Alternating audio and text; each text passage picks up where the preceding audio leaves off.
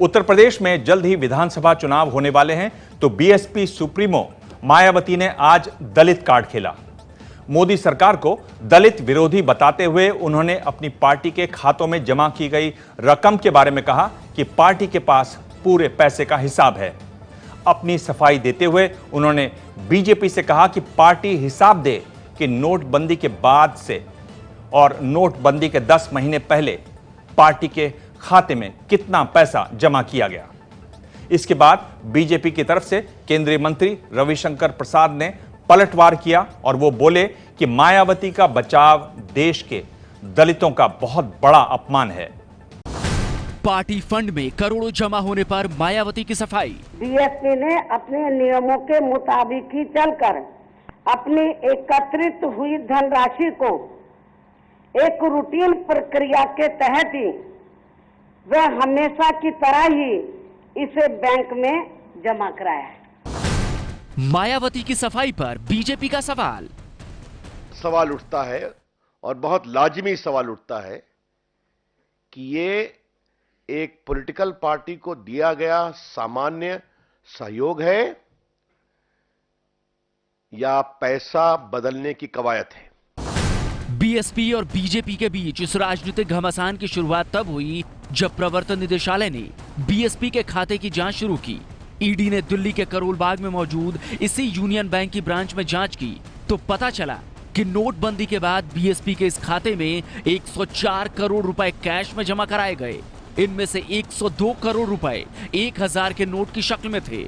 ED को इसी बात पर शक हुआ। मायावती ने भी ये स्वीकार किया है कि चंदे में मिले छोटे नोटों को बड़े नोटों से बदला गया।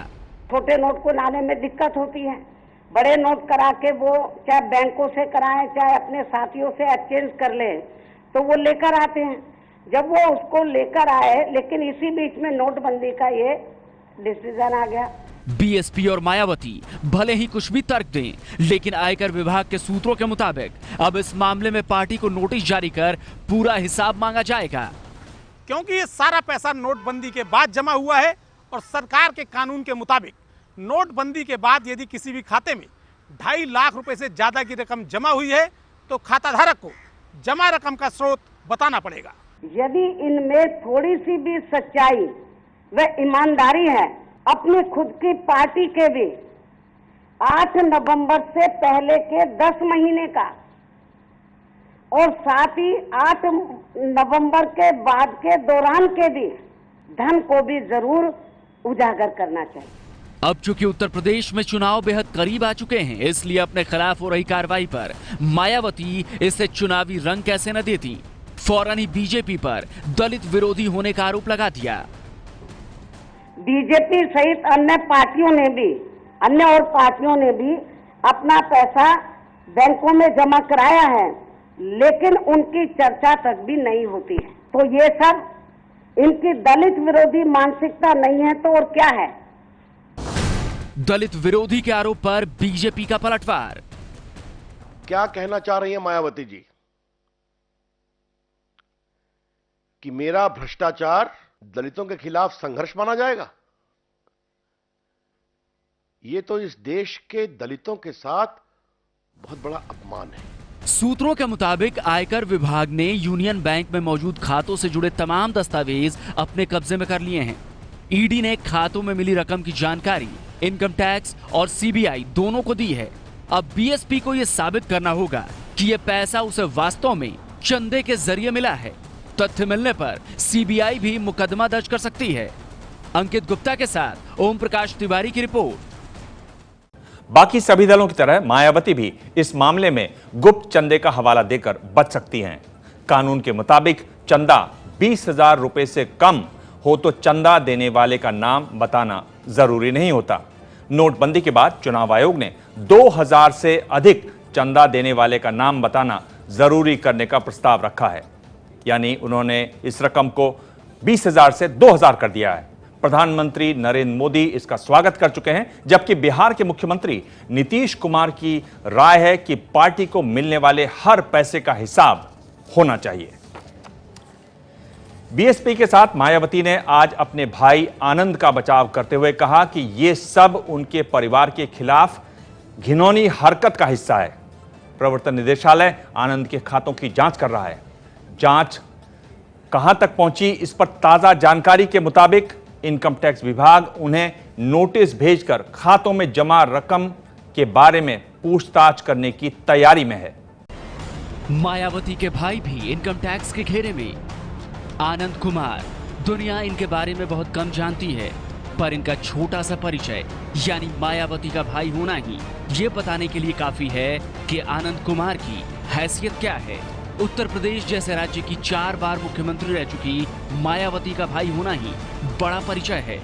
कभी नोएडा अथॉरिटी में मामूली क्लर्क रहे आनंद इस वक्त करोड़ों के मालिक हैं। ताजा आरोप लगे हैं कि बिल्डरों के साथ मिलकर आनंद कुमार ने बेशुमार बेनामी संपत्ति बनाई है। बिल्डरों के पास मौजूद जमीनों में इनका 25% बेनामी हिस्सा है।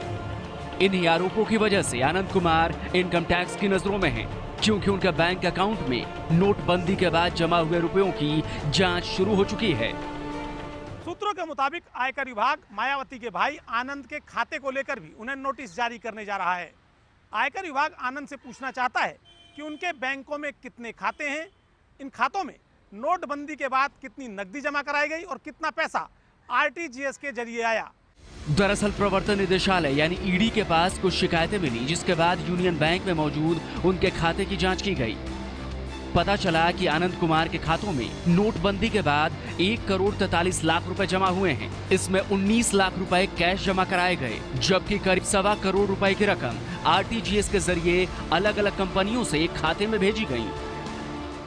सूत्रों के मुताबिक पुख्ता सबूत मिले हैं तो सीबीआई आनंद कुमार के खिलाफ मुकदमा दर्ज कर सकती है, जो मायावती के भाई के लिए मुश्किलें खड़ी कर सकती हैं। फिलहाल मायावती का दावा है कि मोदी सरकार उन्हें परेशान करने के लिए सरकारी एजेंसियों का इस्तेमाल कर रही है। मान्यवर श्री कांशीराम जी के देहांत के बाद मेरी देखभाल व सेवा के लिए मेरे पास रह रहे मेरे छोटे भाई श्री आनंद कुमार के परिवार ने भी, उन्होंने भी आयकर विभाग के नियमों के तहत ही बैंक में अपनी धनराशि जमा कराई है। आनंद कुमार का नाम वैसे तो मीडिया में बेहद कम आता है, लेकिन ऐसा नहीं है कि वो पहली बार पैसों के लेन देन के विवाद में फंसे हैं। उनके खिलाफ पहले भी अवैध ट्रांजैक्शंस के आरोप लग चुके हैं। अंकित गुप्ता के साथ ओम प्रकाश तिवारी की रिपोर्ट।